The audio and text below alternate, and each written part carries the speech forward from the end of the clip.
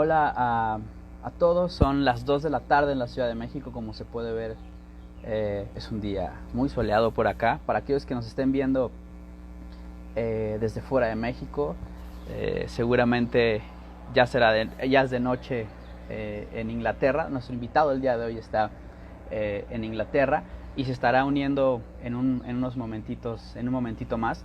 Él se llama Justin Lucky y Justin es un personaje que respeto mucho, que admiro mucho y que debo de decir que de la banda Editors, bueno, él toca en Editors y que de los Editors, como le decimos los mexicanos, los Editors, es mi editor favorito para irme a tomar una cerveza. Es ese personaje que no sale mucho, que es de alguna manera misterioso, es un tanto silencioso, pero es el personaje y esa persona perfecta para tomarse una cerveza. Y a Justin lo conocí por el destino realmente, por ahí del año 2003-2004 yo trabajaba para una compañía de música muy grande y dentro del repertorio que manejábamos en esa compañía de música estaba bajo mi responsabilidad un sello que es legendario que se llama Fiction. Hay artistas que han salido por Fiction como Snow Patrol, como Yeah Yeah Yeahs, como The Cure, que fue algo legendario, que más bien el sello de legendario de ese sello se lo dio The Cure. Y un día recibo un paquete, como en aquel momento se recibían, en aquel momento de la industria tú recibías CDs, pósters, vinilos y demás para que el dueño del repertorio, que en este caso era Fiction, te mandaba música. Y dentro de ese paquete de música me encontré un disco de una banda llamada Your Codenameis Milo. Y me acuerdo que en aquel momento estaba trabajando yo, tenía la fortuna de trabajar para un sello donde sacábamos un disco de YouTube llamado How to Dismantle an Atomic Bomb y me mandaron ese iPod de YouTube, el rojo con negro, y me acuerdo que el primer disco que metí a ese iPod fue el disco de Your Codenameis Milo. Muchos años después, que ahorita se los platicaré con Justin, sucede que estamos tomándonos una cerveza y no sé cómo sale a la conversación Your Codenameis Milo. Y resulta que Justin era parte y es parte de esa banda, entonces fue así como de wow, destino total. Entonces bueno, vamos a ver si Justin está por acá y ahorita les cuento a ver qué onda.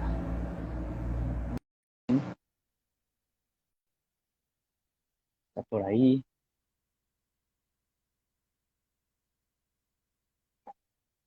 esperando por Justin Lucky, que imagino que se debe de estar tomando o una cerveza o un whisky allá en casa, en Inglaterra. Hola a toda la gente que se está conectando. Eh, Veo que hay mucha gente de México y de otras partes. Qué padre.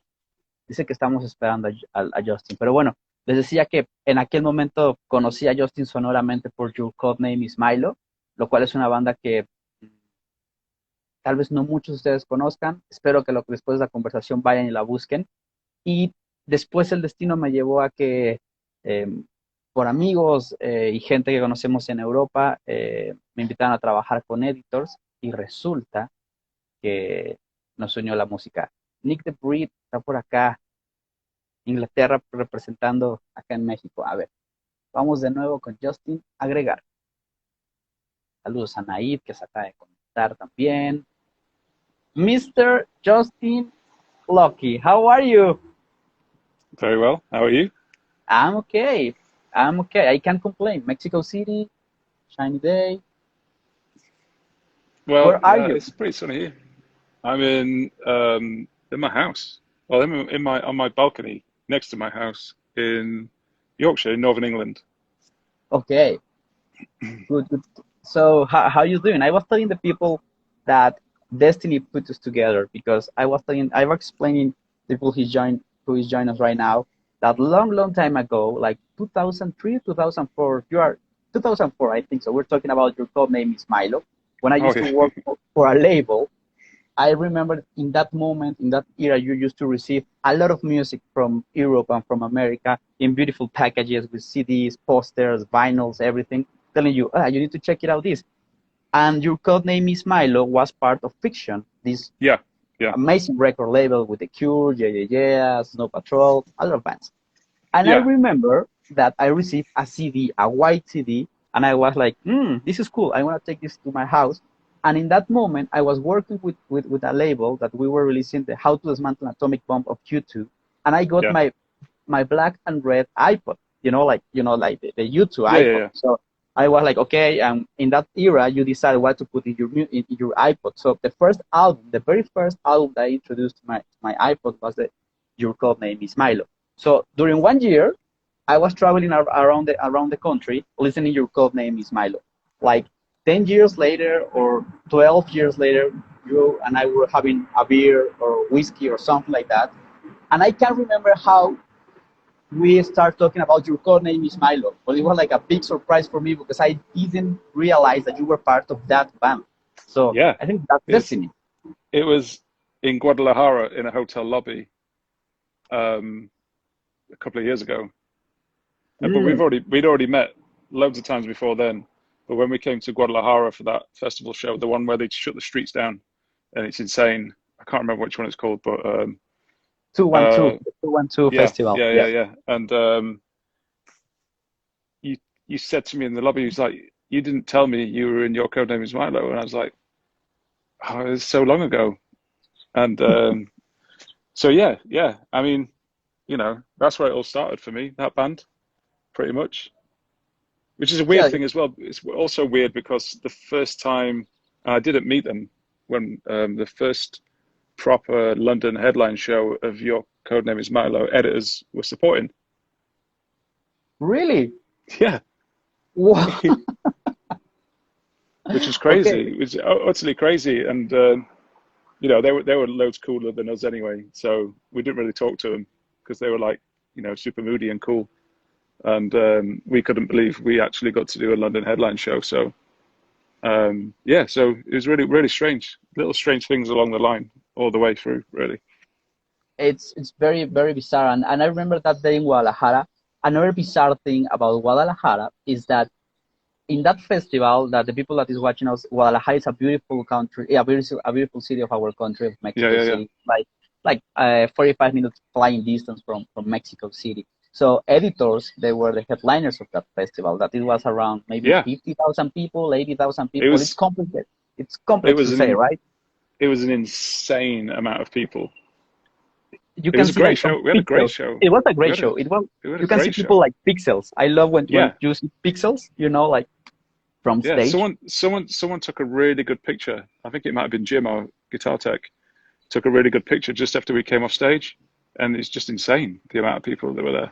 It's brilliant. One of my favorite shows, and it was very funny because, in this music industry, there's a lot of conversations before a show. And in that moment, I received a call from the promoter that they are very cool people, that it was a radio station. And told me, Cesar, we have, in Mexico, when we say we have a little problem, it's a big problem, Not a Mexican problem. A Mexican problem, a little Mexican problem. And I was like, oh, okay, let me know. The gear of the band didn't arrive on time to the airport. And I was like, okay, translate that. And I was like, and they were like, Cesar, they don't have nothing to play. And I was like, okay. So we did all the calls to the team, to the crew, and they were in charge. So I learned that sometimes there are some kind of things that are not in your hands. So I decided to go upstairs to have a shower and then go downstairs, and I found you at the lobby having a whiskey or a beer or something. A beer. And I was like, that's the best thing that I can do, to have a beer with Justin and do some time. And this is the most important, and this is the most funny thing. We were there having a beer, you and I, and we were talking about Your Codenameis Milo. And out there were 6,000 people waiting for the band, and no one told us, you and me, that the full band, all the editors guys, were already in the car waiting for us. And they were waiting for us. And I were having Your Codenameis Milo conversation, our beer, and I was like, breathe, Cesar, the gear will arrive. Let's have some good time with Justin. And then someone was running, like, when in a festival there's always someone running, there was someone running. Hey guys, we're waiting for you. Like, what do you mean? Yeah, the band is there waiting for you. And after that, everything was amazing, and we had an amazing night. And it was an amazing night. It was great. I think we only went over we were only there for that one show as well at that time. So we flew all the way over to Mexico, did the Guadalajara show, and then flew all the way back. It was It crazy. was it was crazy. It was insane. And I think that also I think that the very last time that I saw you, it was at Vive Latino Festival, like 1.5 years ago. Yeah. That was great. That was a good one. Oh, Yeah. that was a good one, and was very disappointed that your neighbors of dressing room Falls, they were playing at the Falls. same time of you. Remember that I we know, were what a like, okay, crazy, the craziest lineup ever. It's like put the two bands that sound the most similar on at the same time at the opposite sides of the festival. Yeah, it was. That was also a really good show. I really enjoyed that. We were in Los Angeles at the time, recording Frankenstein with Jackknife Lee, and I think wow. the Viva Latino festival was like our weekend off from the studio. So we just flew down from LA and did that show, and that was amazing. A great time, And absolutely and great now time. and now that you said that you were recording in Los Angeles, what have you been recording nowadays? Because I'm sure what I want to tell to the people is that Justin is like a non-stop guy. He's Yeah. a visual artist, producer, guitar player, composer, and beer expert. So, what you have What am been I doing recording these days? at the moment? I am kind of, well, I'm making the next Man of Victories record. That's underway Okay, in a very kind of like jigsaw type of fashion. Um, I got a few tracks off Stuart from Mogwai the other day, and they all sound cool. So we must be, I don't know, I think we've probably got quite a few songs to work on, but I'm just taking my time on that. What else am I doing?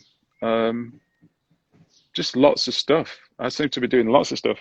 Um, for me, being at home, because everyone's obviously on lockdown and everyone's at home, and um, being on lockdown for me is quite good. It means I get to do a lot of stuff because I've got a little studio set up in the house. I've got my studio in the next town over as well, so I can actually do quite a lot of work, a lot of making stuff. So doing that. What else am I doing? Hanging out with my kids a lot, cooking, that's good. cooking, cooking a Cooking. lot.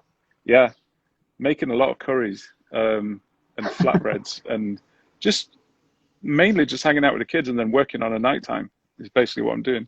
But it's good because I haven't really done that for an extended period of time since like 2012. So it's, being in the band when we're on an album, say if we go away and record somewhere for a few months and then we're back home, but then once we get rolling and you're on tour and it's festival season, then you're on tour again, that takes years out of your life. You know what I mean? It's like before you know it. So like when we made Violence, which was bizarrely like over 2 years ago now, that feels like yesterday, but we went around the world with it Yes. and it's like 2 years ago. I'm pretty sure it is. Someone could correct me if it's wrong, but I'm pretty sure it's like 2 years ago. But and now the world's totally different because everyone's sat in their own house, not being able to go anywhere. Um, um, I was thinking about the balance, but it's 2 years ago. I'm sure that it was 2 years ago, and during these days that we were sending some message to coordinate this conversation, Yeah, I was checking like what's going on with editors, and it was for me. I really love to be in touch with all of you guys. I yeah, always yeah, have yeah, a great time with you, with yeah, Tom, yeah, with Elliot, very cool guys. And for me, it's very familiar to be in touch with you. But I was like, yeah, oh yeah. my God, these guys are a very successful band. They have been touring with, they have like sold tons of records, touring, sold out shows. It's very impressive. And now that you're telling me like, hey, these are since 2012, I have been touring. That's true. You Yeah, haven't been pretty home, much. so that's There's insane. some. And if we, Yeah, go on. Sorry, go on, no, no, carry on. go, please tell It me, tell is. me, tell me. You kind of. It takes something like this, like global pandemic, for you to stop and look. It's the only time you really get to stop and look around at what you've done in the last few years. We kind of did a little bit of that thinking when we were doing um, the Black Gold shows. Looking back over what the band had done over however many years, and sometimes it's good to have a little stop and think and look at what you've been doing and, you know, see where you want to go in the future and stuff like that. It's quite a weird feeling being forced into do it because there's a global virus pandemic going on. But, you know, it's good to take a breather and to stop and have a little look at what's in front of you.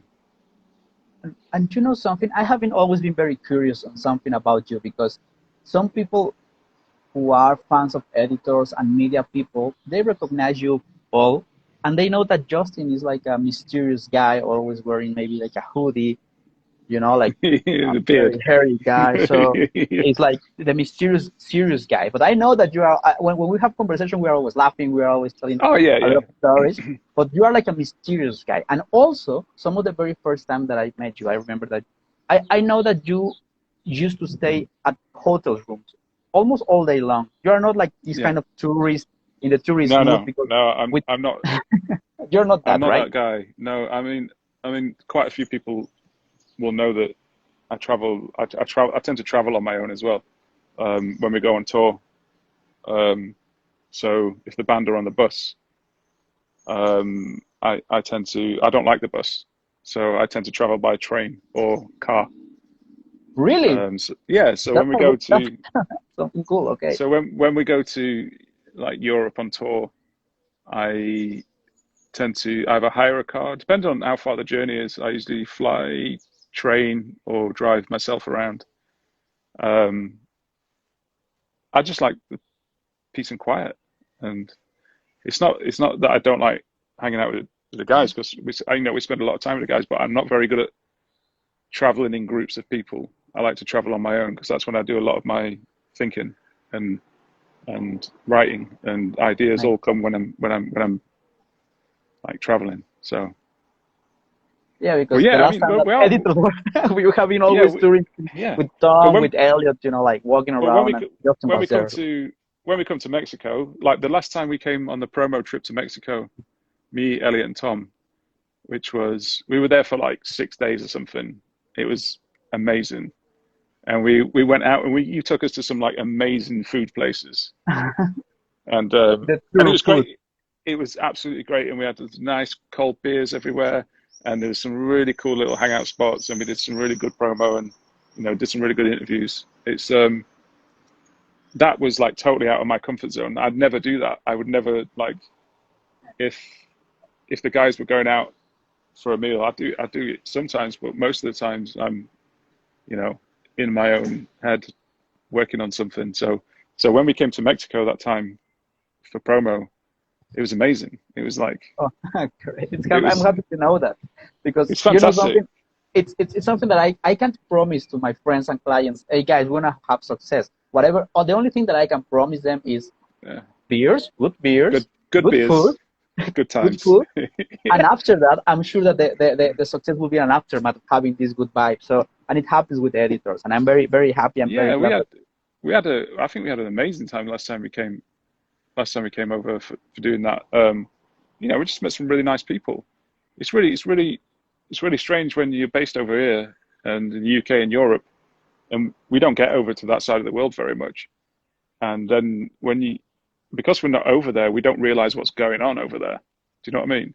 So when we come over there and you take us out to all these places, like that insane pizza place that you took us to, that like mad gallery slash pizza place that you took us to when we came over, the art Mm, gallery upstairs, and then it's like a pizza, amazing the pizza pizzeria, place, yeah. and it's a venue, and it's like, what is this place? It's like it's amazing, absolutely amazing, because there's just so much going on. But we don't, it's, you know, because it's so far removed from what we do, we don't hear about it so much. But it's great to see It's like how a good things work. example of of Mexico City. Those kind of places, a lot of things happening Yeah. at the same time in Well, the yeah, same place. you know, you take us somewhere for a beer, and it's like some back alley, and then you're like, whoa, what's this? What's this kind of place? And then you open the door, and it's just like amazing restaurant. You're just like, the fuck, you know. Having So some yeah, fun down there. So, yeah. and you are also an amazing photographer. People is I, like telling that he's an amazing photographer. So you're my question is like, so you are sometimes you're alone in your room. I know that you enjoy yeah, Mexico, and I love to know that you enjoy Mexico. But by example, yeah, if you go to a different place, you are bringing, of course, your guitar, your camera. your computer. That's like your basic kit, maybe a My book or something like that. basic gear. I never take a guitar anywhere. I No take guitar. never take a guitar Okay. unless I'm on stage or in the studio. I'm just not one of those guys who noodles on a guitar. I did that for years and years and years. I like to, especially if we're on tour, I like to not play guitar because then when I do get to play guitar, I have ideas. You know, because if you're playing it all the time, it becomes too. Makes sense. Yeah, for sure. Yeah, It makes complete sense. So yes. you can have space to. So when I'm on tour, I usually I've got my camera, notepad, laptop, little studio setup so I can work music stuff as well, and I go for walks on my own around the city. I spend a lot, especially like on this last European one. I did a lot of train journeys on this last European tour. So into like going from Italy through the Alps into Switzerland, these crazy, crazy, crazy train journeys through cross country, and they're amazing. And you get to see stuff that you wouldn't see if you were touring any other way. If I were traveling a different way, I wouldn't see it. And if I'm driving the European tours, I like to stop off in the Alps, Wow. in the Alps in between. So say if we have a day off in between, like, I don't know, Austria and Italy, then I'll stay Wow. up in the mountains for a day. And I can imagine how beautiful the landscapes are over there. And recently I was talking with Alison Mosshart, who the girl of the Kills, and she loves to drive. I don't know if you know that, but she loves cars. So in the beginning of the Kills, they used to drive all around America. So and we were talking about that in America, when you doing when you stop by, in the gas station or like 7-Eleven or something like that, you always find like the very unique and bizarre characters. If you stop by around 2 a.m. in the morning, I can imagine, because I have been in Arizona, in Kansas, and all those places that are like far away of everything when you are on the highway. But I can't imagine to be in Austria or Italy at 3 a.m. in the morning, stopping by. How bizarre the characters could be there, Oh, it's totally crazy. It's totally crazy. But I've done some like super crazy long drives across Europe, and you just, you just don't see that kind of thing in your normal life. So I'm quite privileged in that I get to travel to all these places, and I guess the perk for me is being able to go and see these places, at my own pace, on my own, and not have to worry about if anyone else is having a good time or, this, that. And so it's really, America, I did the last American tour I did on my own as well. That was amazing, just doing the West Coast on my own. We should tell to History Channel, something like that, to bring you a camera. I'm sure that it will be super fun. Strap a GoPro to my head, and you can watch me queue up in a train station for 10 hours. But but yeah, so I enjoy it. And it's, the rest of the guys know what I'm like when it comes to traveling and touring, so they're kind of used to me. I just like turn up at soundcheck or just before soundcheck the next day on the show, and all right, guys, how's it going? Find out what's going on the bus, and play some FIFA with Russell, get beaten by Russell on FIFA, and then go and do the sound check. And then everyone is like, show. Oh, good to know that you're back, Justin. Every time, like, oh, we're happy that you're back. Thanks God. Yeah, it's just, it's a very unique way of living. I want to tell you something, that you last time in Guadalajara, you decided to stay at the room and not going walking around, and you did the best decision ever. Not because Guadalajara is not pretty; it's a beautiful city. Yeah. But that day with the festival, I told Tom, "Hey, we should go to this restaurant, then to this museum, have some fun, blah blah blah." But I never considered that the main avenue will be completely stopped and closed. Yeah. So we went to the van. We were like, okay, let's have some food, some beers, ha ha ha, hoo hoo hoo. And then we were like, we were super excited, and then we started like going like this. Because we were like in the same plot, like for 20 minutes. So we were like, and then I was like, okay, we need to hurry up. So we arrived, we watched like two photos in a museum, two photos, and we're like, Yeah, guys, yeah, we need to have some lunch. We were having yeah, lunch like like in school when you have like this stop like between classes. So we're like, yeah, and then we yeah. pick you up. So you save you did the best decision in that moment. Sometimes, Like sometimes it works in my favor. Yeah, sometimes. I know that. I know. that Yeah, that was like but when I love, but there's nothing better than when I do these journeys on my own, and and you know we go through the tour. But then when we have a day off as a band and we go out and eat together and not play a show, are some of the best nights I've ever had, ever, ever. They're just, you know, Russell usually finds a restaurant in town. Say if we're staying in, I don't know, Hamburg or something, or in somewhere in Germany, or we're in Milan, then Russell will find a restaurant way in advance, and then he'll book it, and then we'll all meet in the lobby, and then we'll go out for dinner, and we have some. I've had some of my best nights out of all time, with just the band on our own, going out in a different city, and just having a really good night, and that's wow, great. You know, I love that. Those ones go, those ones are great, and you know, if when it lands on a really good day, good weather, good city, and everyone's not too tired, then it can be legendary nights out. legendary night. And Yeah, you have editors. We know you work with editors. The people that is yeah, getting in touch right now with us, they know you because of editors. Now we talk about Codenames Milo, and oh yeah, also you have an amazing band called Minor Victories.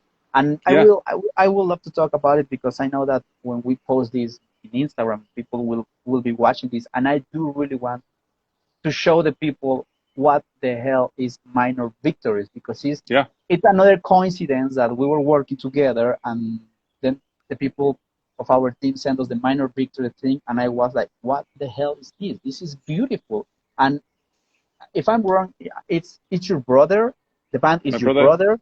It's me, you, uh, um, Stuart from Mogwai, Mogwai, Stuart, and and then Rachel from Slowdive. Ray. Yeah, So you have like a dream team.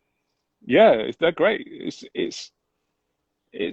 it was a really I can't remember. It kind of came together really quite simply. I like working with lots of different people. I like collaborating as well a lot.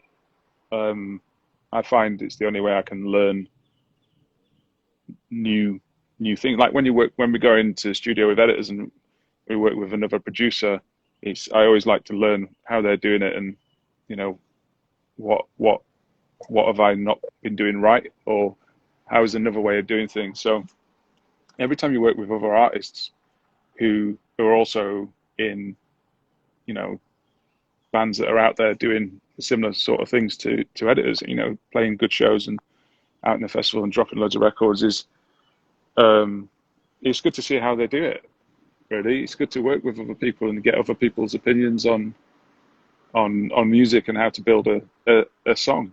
You know, I mean, I've sat there and watched Tom work on songs for like 8 years now, and it still blows my mind. You know, and it's like it's good to see other angles on how things come together.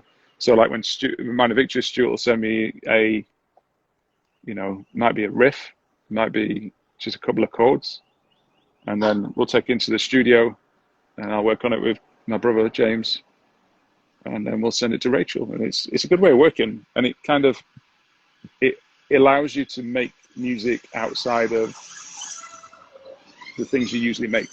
You know, it makes lets you experiment a lot more with different sounds and different textures and different approaches to production, basically. And with a very an amazing visual idea. All the Yeah, videos are yeah, just that's me and James. That's me and my brother because we have a little film company where we make music videos for lots of other bands, and yeah, so it just seemed like a natural thing for us to just make all the videos for Minor Victories. wow. So now we add also that you're a filmmaker. So we're talking Yeah, photographer, filmmaker. I've got I've got a small production company I've had for years. I had it before I started editors, and because I went to university to study film. That's what I wanted to do. Okay. Um, I didn't go to university to do music. I kind of fell into music by accident. I wanted to be a writer and a director, and then I fell into music via Your Codenameis Milo. That kind of pushed me into that direction, and then from there I fell into music production, and then I just started making records, and then then I started a film company with my brother, and yeah, I made a ton of videos for loads of artists that I like. I want to tell the story, and you tell me please a story about how you met the Mogwai guys, because like long time ago, this is the Mexican intruder story, and you're gonna laugh. Yeah. I'm sure you're gonna laugh about it. Long time ago, when the Cure announced their comeback, with the Cure album, the Curiosa tour, blah blah blah. I attend to Fort Lauderdale, Florida. That is the non the Cure vibe, it's like Florida, the Cure. But okay, I was there, and I remember that I was watching Mogwai, Interpol, The Rapture, Melissa of the Moor. It was an amazing festival. Good lineup, right? It was a very good lineup. And now that we are talking about that, it's very funny because it was like a brand new band called The Rapture. Interpol was introducing a brand new song called Slow Hands, and now it's like long time ago.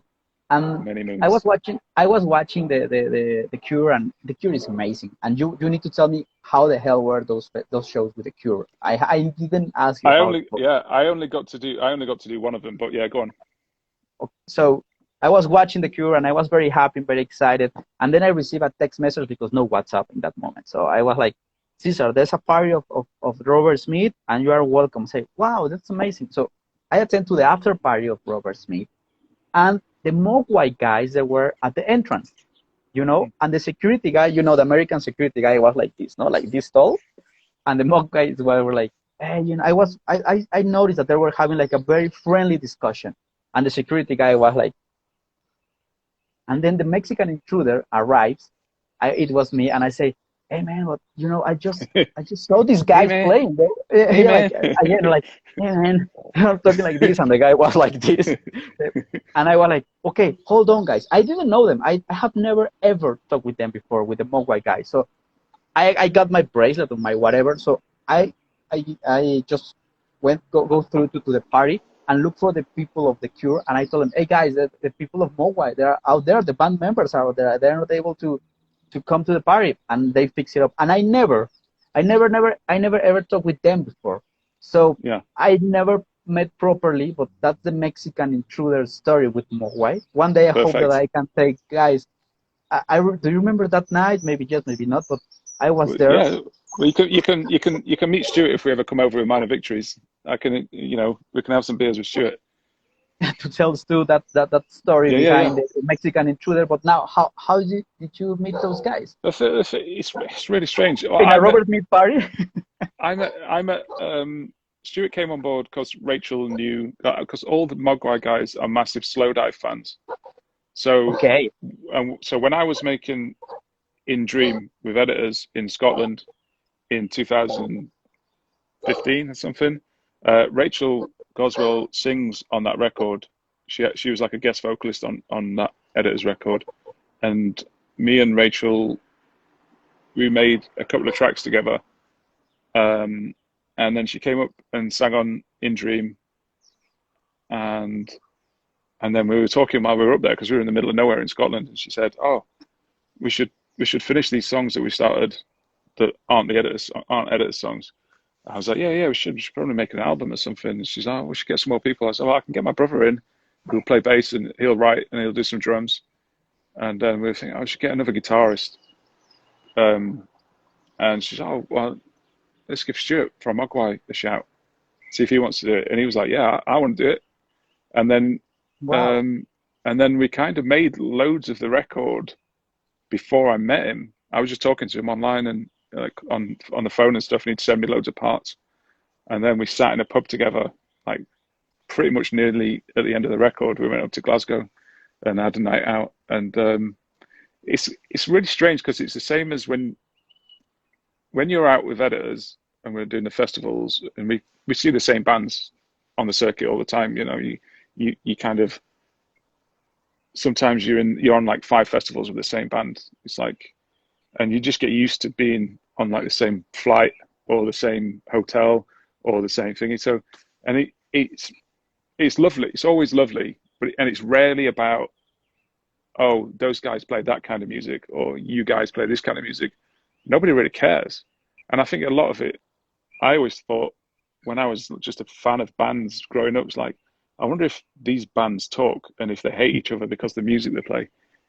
But it's never like that. It's never really about the music. It's always, nice people will always talk to nice people, and the only thing you ever want is to hang out with good people. So it was just like that. It was like meeting another band on the festival circuit and going, hey, man, how's it going? And then, because you've got shared stories, because you've all played the same festivals, you've all stayed at the same hotels, you've all got stuck in the same airports, and so it's just nice to, just chat and not Yeah. worry about what their fans think of your band or what your fans think of their band. They might hate them, but it doesn't matter because it's tough, because I'm making records of them, and that's how it should be. Yeah, those lobby conversation and elevators conversation are amazing, because you always like are able to find someone at the lobby or in the elevator, and if you're imagine that you don't like any band and you're in an elevator, it will be very uncomfortable moment. Super uncomfortable. But no, most of the time everyone's just really cool because we all eat in the same tent backstage. We're all at the same bar backstage. So, and if you're doing like 5 festivals with the same band, it's going to be really hard to not bump into them anyway. So, and now the lesson that this situation of the lockdown is giving us is that we are all in the same loop. So everyone's in the same loop. Yeah, we're all in the same loop. And it kind of goes the same when people have an idea of what you're like when they don't know you or when they've never met you. So a lot of people think I'm really moody and quiet and thingy. I'm not. I'm just, I just get my head down. I'm usually working on something, or I'm usually thinking about something. I don't hate anyone or not want to talk to anyone. Well, because I've been out with you plenty of times in Mexico. But maybe because with the Latin people, we're always like having this conversation, blah blah blah, and then Justin appears and he's like very not moody, but serious, like, and people is like, I think I just look moody. I just look, and to be honest, everyone thinks editors are the most serious set of dudes on the planet. But you've been out with us, we're not like that crazy serious. We take our music very seriously, and we take what we do. We take our shows very seriously, because I think a lot of people don't realize the difference between who you are on stage and who you are in a bar. Two very different people. Because on stage, you're putting your all into everything. You're trying to give the people who are watching the best show possible ever at all times, regardless of how many people in front of you. You want the people to be watching you to have the best show. But when you're in a bar, you're not as intense as that because you're just having fun with your friends, So it's very strange. It's very strange when sometimes people will come up to me and talk to me, or they'll see me in an airport and something, and they'll be like, "Oh, you're very different to what I thought you'd be." I'm like, "Well, it's because I've not got a guitar on and I'm not on stage playing like, really fast music with loads of lights flashing in my eyes, So I'm very different. I always ask to my friends, like, who would you love to work with or to play with? But with editors, it's kind of complicated. I want to tell you why. Because recently, Tom told me that you were working with this guy of Uncle, James Lavelle. And it was James Lavelle, for me, he's like a great guy. He's a mastermind of a beautiful project like Uncle. The Cure, for me, is like something legendary. It's like one of the biggest bands in my world, in this world.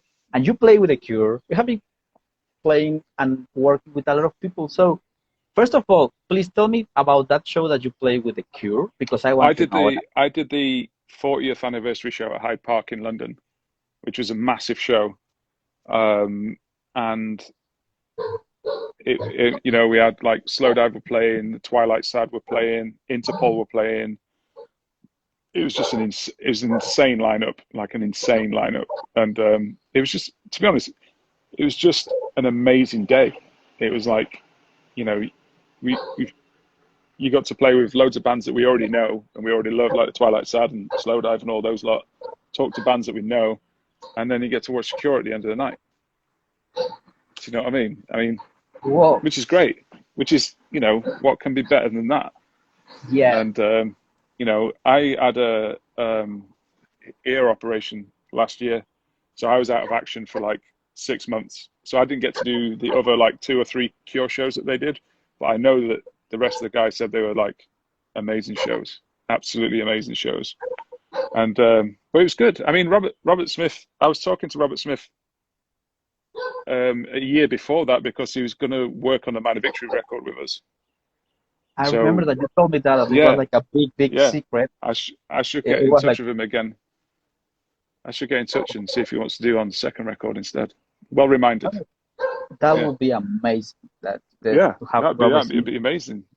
Because he never does like a lot of featurings. You know, there's like that's like a very unique one. I remember a very unique one with Blink-182 that was like a very bizarre thing, very bizarre thing. I love it and I respect it. And it's very funny because I want to tell you this story. I think that I have never told this story before, but when I was in Mexico with Robert Smith, I was in a car with him, and his manager in that era was Darrell Del Monte. Nowadays, I don't know who is the Cure manager. In that moment, they were planning the MTV icon for the Cure, well, for Robert Smith. So, for the Cure. So the manager was telling him, hey, Robert, I want to tell you the lineup for the MTV icon. And he was, okay, come on. So they say Deftones, and he was like, it's okay. And he was like, Placebo. And he was like, who? Placebo. Okay, it's okay. And then he said, Blink-182. And I remember that Robert Smith said, I love Blink-182. And I was like, there you go.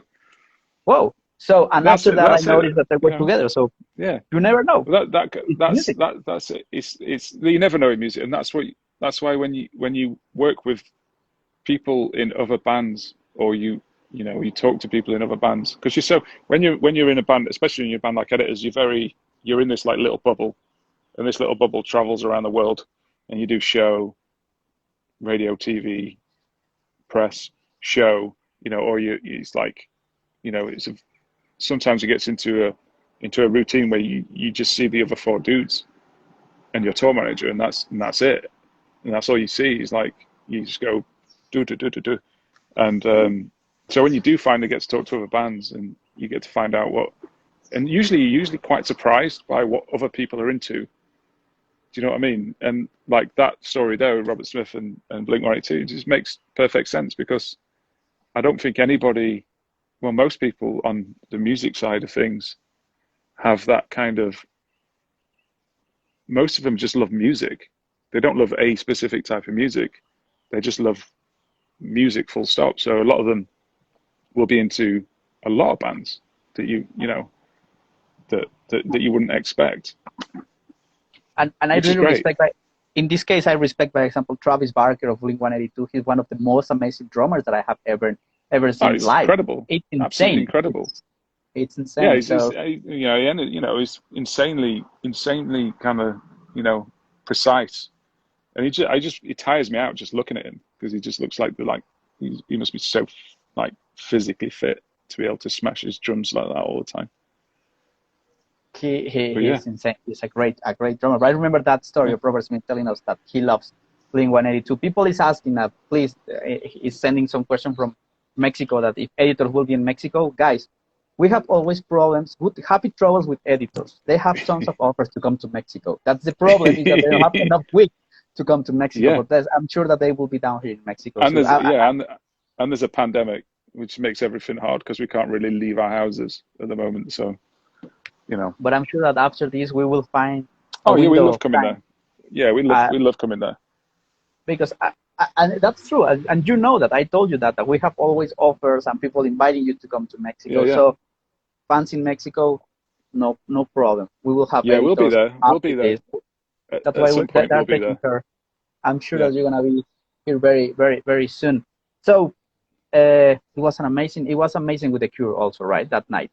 with Yeah, oh, editors. it was insane. It was just one of those things that I think every person who's in a band has a list of things that they want to tick off their list of things you want to do when you're in a band, and that Who is missing in I've that list for pardon you? Who is who's missing in that list, in the checking list? oh I If you don't know if you and I actually were in a bar having a conversation that we can put together three or who's my four tick acts, list. Well, let's let I've ticked a lot of them, luckily, fortunately, throughout all my bands and my career so far. So when I started in Your Codenameis Milo, um, the person I wanted to produce to engineer the first record was Steve Albini, who did Pixies and Nirvana and stuff. And he produced our first record. So I got to like sit there and see how he makes those insane drum sounds.